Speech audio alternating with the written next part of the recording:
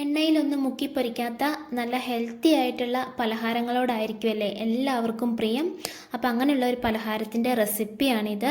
മാത്രമല്ല പഴമൊക്കെ വീട്ടിലുണ്ടെങ്കിൽ നന്നായിട്ട് കറുത്തു പോയാൽ പിന്നെ അത് ആരും കഴിക്കത്തില്ല. അപ്പോൾ ഇനി അങ്ങനെയുള്ള ഒരു പഴവും കളയണ്ട.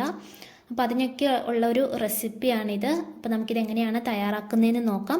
ഒരു പാൻ അടുപ്പത്ത് വെച്ച് 1 ടീസ്പൂൺ വെളിച്ചെണ്ണ അല്ലെങ്കിൽ നെയ്യ് ചേർത്ത് കൊടുക്കാം. ഇനി ഇതിലേക്ക് നന്നായി പഴുത്തുപോയ 2 റോബസ്റ്റ പഴമാണ് ഞാൻ എടുത്തിരിക്കുന്നത്. ഇതിലേക്ക് ചേർത്ത് കൊടുത്ത് നമുക്കിതാ ഈ ഒരു രീതിയിൽ ഇതൊന്ന് വേവിച്ചെടുക്കാം. ഇനി ഇതിലേക്ക് അരിച്ചെടുത്ത 1/2 കപ്പ് ശർക്കര പാനിയാണ്, അതുകൂടി ചേർത്ത് കൊടുക്കുന്നുണ്ട്. ഇനി ഇതൊന്ന് ഇളക്കി കൊടുത്ത് തിള വന്നു കഴിയുമ്പോൾ ഇതിലേക്ക് 1/2 കപ്പ് ചിരകിയ തേങ്ങയും 1 ടീസ്പൂൺ ചെറിയ ജീരകവും 3 ഏലക്ക ചതച്ചതും കൂടി ചേർത്ത് കൊടുക്കാം. ഈ മധുരം ഒന്ന് ബാലൻസ് ചെയ്യാനായിട്ട് ഒരു നുള്ളു ഉപ്പ് കൂടി ചേർത്ത് കൊടുക്കുന്നുണ്ട്. നന്നായിട്ടൊന്ന് തിളപ്പിച്ചെടുക്കാം. അപ്പോൾ ഞാനിവിടെ റോബസ്റ്റ പഴമാണ് എടുത്തിരിക്കുന്നത്. നിങ്ങളുടെ കയ്യിൽ ഏത്തപ്പഴം ഉണ്ടെങ്കിൽ അതെടുക്കാം. ഏത് പഴമാണെങ്കിലും കുഴപ്പമില്ല. ഇനി ഇത് നന്നായി തിള വന്നു കഴിയുമ്പോൾ വറുത്തെടുത്ത 1/2 കപ്പ് റവയും വറുത്ത 3 ടീസ്പൂൺ അരിപ്പൊടിയും ചേർത്ത് കൊടുക്കുന്നുണ്ട്. ഇനി ഇതെല്ലാം കൂടി ചേർത്ത് നന്നായി ഒന്ന് മിക്സ് ചെയ്തെടുക്കുക. ഇതിലെ വെള്ളമെല്ലാം വറ്റി പാനിൽ നിന്നും വിട്ട് വരുന്ന ആ ഒരു പരുവം വരെ നമുക്കിതൊന്ന് കുക്ക് ചെയ്തെടുക്കണം. അപ്പോൾ ഇതാ ഇത്രയും മതി. ഇപ്പോൾ ഇതാ പാനിൽ നിന്നും വിട്ട് വരുന്നുണ്ട്. ഈ ഒരു സ്റ്റേജ് എത്തിക്കഴിയുമ്പോൾ നമുക്ക് ഫ്ലെയിം ഓഫ് ചെയ്ത് കൊടുക്കാം. ഇനി ഞാനിവിടെ ഒരു പ്ലാസ്റ്റിക്കിൻ്റെ കവർ എടുത്തിട്ടുണ്ട്. നമ്മൾ എണ്ണയൊക്കെ മേടിക്കുമ്പോൾ കിട്ടുന്ന പ്ലാസ്റ്റിക്കിൻ്റെ കവറ്. ഇത് നന്നായിട്ടൊന്ന് കഴുകി എടുത്തിട്ടുണ്ട്. ഇനി ഇതിൻ്റെ സെൻറ്ററിലായിട്ട് നമുക്ക് കുറച്ച് എണ്ണയൊന്ന് ബ്രഷ് ചെയ്ത് കൊടുക്കണം.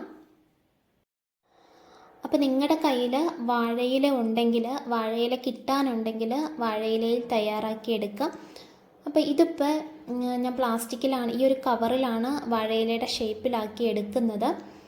ഇതുപോലെ 2-3 സ്പൂൺ മാവ് വെച്ചിട്ട് കൈ ഉപയോഗിച്ച് ഇതുപോലെ ഒന്ന് പ്രസ് ചെയ്ത് കൊടുത്താൽ മതി. നമ്മൾ വാഴയിലയിൽ തയ്യാറാക്കി എടുക്കുന്ന ആ ഒരു ഷേപ്പ് കിട്ടും. ഇപ്പോൾ പുറത്തൊക്കെ ഉള്ളവർക്കാണെങ്കിൽ വാഴയിലയൊന്നും കിട്ടാനുണ്ടായിരിക്കത്തില്ല. അപ്പോൾ അങ്ങനെയുള്ളവർക്കൊക്കെ ഈ ഒരു രീതിയിൽ ചെയ്യുവാണെങ്കിൽ വളരെയധികം യൂസ്ഫുള്ളായിരിക്കും. നിങ്ങളുടെ ഫ്രണ്ട്സോ ഫാമിലി മെമ്പേഴ്സോ ആരെങ്കിലും പുറത്തുണ്ടെങ്കിൽ അവർക്ക് ഈ വീഡിയോ ഒന്ന് ഷെയർ ചെയ്ത് കൊടുക്കണം. അവർക്ക് എന്തായാലും ഈ വീഡിയോ യൂസ്ഫുള്ളായിരിക്കും. അപ്പോൾ ഇതുപോലെ ചെയ്യുമ്പോൾ നമ്മൾ ശരിക്കും ഇലയിലുണ്ടാക്കുന്ന ആ ഒരു ഷേപ്പ് തന്നെ കിട്ടും. പിന്നെ ഇത് ഈ കവറിൽ നിന്ന് വിട്ടു പോരാനാണെങ്കിലും ഒട്ടും തന്നെ പാടില്ല. നമ്മൾ എണ്ണ സ്പ്രെഡ് ചെയ്ത് കൊടുത്തത് കൊണ്ട് തന്നെ ഇതാ നമുക്ക് പെട്ടെന്ന് ഇതുപോലെ തന്നെ നമുക്ക് വിട്ട് കിട്ടും. ഇനി നമുക്കിത് ഒരു 5 മിനിറ്റ് ഒന്ന് ആവി കയറ്റിയെടുക്കാം.